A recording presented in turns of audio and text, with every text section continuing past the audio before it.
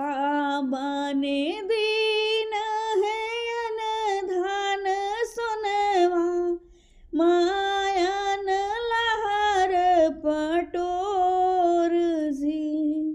भैया ने दीन है आसिल घुड़वा, भौजी अमर सुहाग जी। भौजी अमर सुहाग जी। अम्मा बाबा के सुनवा जन्म भारी खावे, मिटी जई है लहारे पटोर जी।